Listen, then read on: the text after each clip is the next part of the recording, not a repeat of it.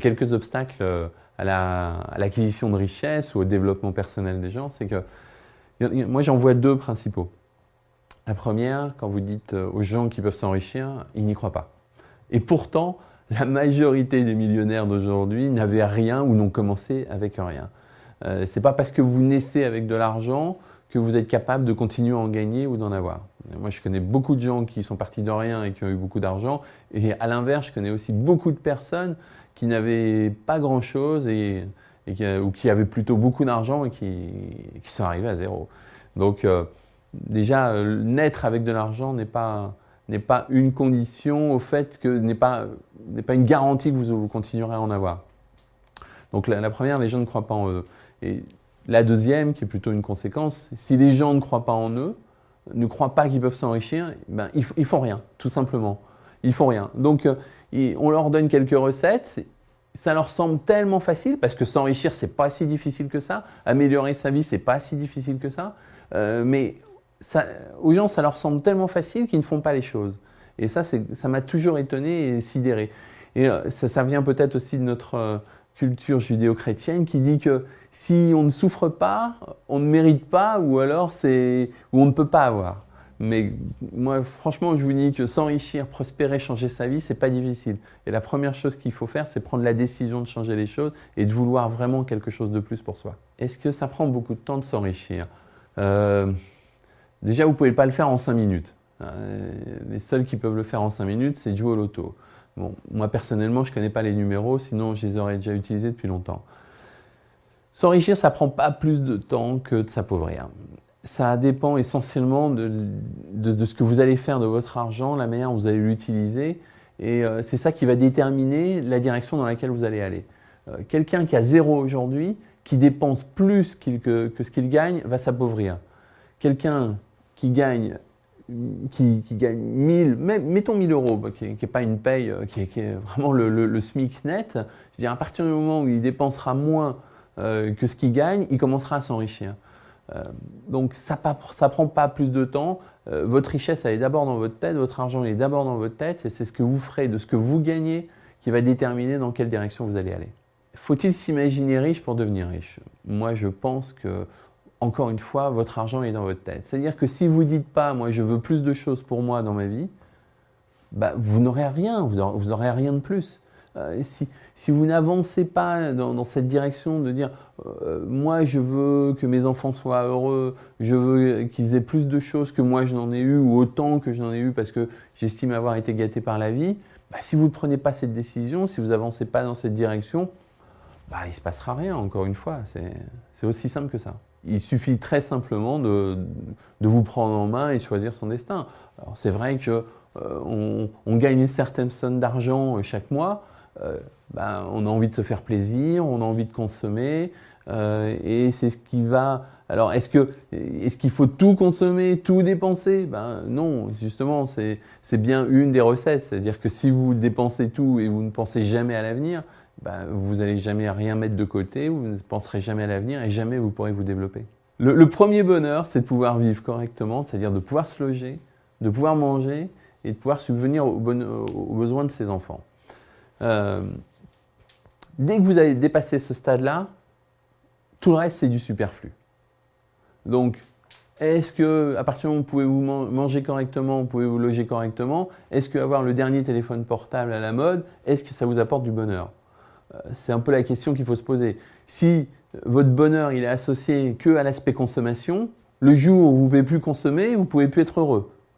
Je pense que là, il y a quand même des bases qui sont à réviser et que la société de consommation nous a emmenés sur des pentes très glissantes et très dangereuses pour beaucoup de gens. Se payer en premier, c'est surtout qu'est-ce que ça représente. Se payer en premier, ça veut dire, d'un point de vue très concret, ça veut dire que vous rentrez votre salaire, je vais dire 2000 euros, se payer en premier, vous dites que d'abord, je prends 200 euros pour moi que je vais, dans un premier temps, épargner. C'est ça que j'appelle se payer en premier. C'est-à-dire qu'avant de payer votre loyer, avant de payer votre facture de téléphone, avant de payer n'importe quoi d'autre, vous pensez d'abord à vous et vous prenez votre part avant que les autres prennent leur part. C'est-à-dire, ou avant que vous leur donniez leur part. Bon, alors il y en a qui vont appeler ça de l'épargne, mais en réalité, ça va beaucoup plus loin que ça. C'est-à-dire que le simple fait que vous investissiez dans ce principe, c'est que vous pensez à l'avenir. Puisque si vous mettez quelque chose de côté, c'est pas pour tout de suite, justement, c'est pour ce qui va se passer demain, après-demain, pour vous construire un peu de sécurité et surtout vous donner des choix. Parce que on a tous des coups durs dans la vie. Si un jour vous avez un coup dur, d'un point de vue économique, ça se reflètera d'un point de vue économique.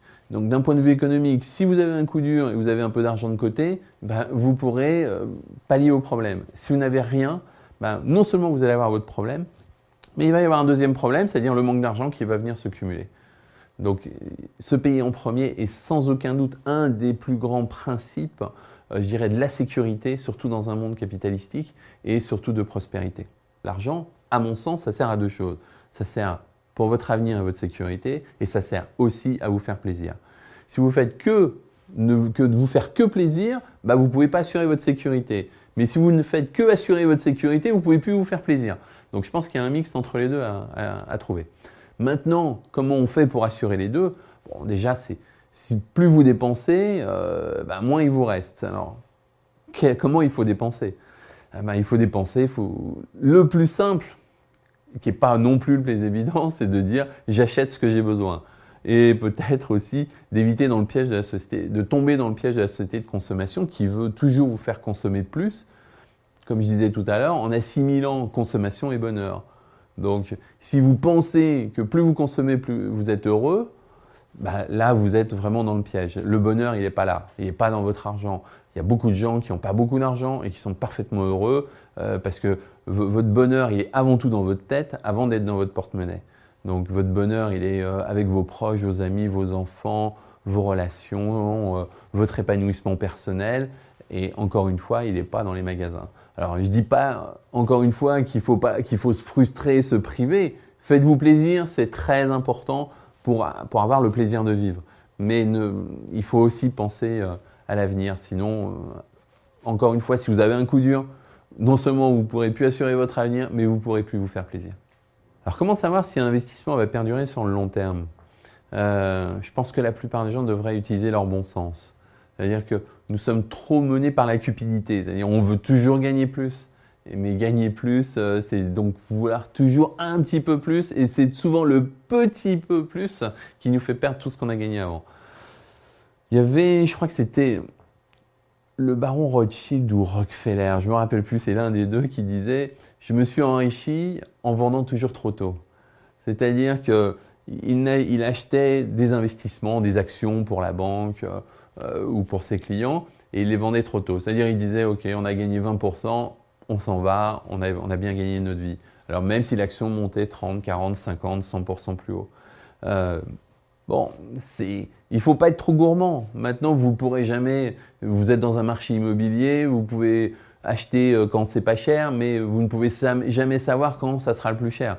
Le problème de la plupart des gens, c'est qu'ils achètent quand c'est très cher. Et ils pleurent parce que les prix plongent et ils revendent quand ça a baissé parce qu'ils ont peur que ça aille encore plus bas et généralement, c'est la manière dont ils perdent de l'argent.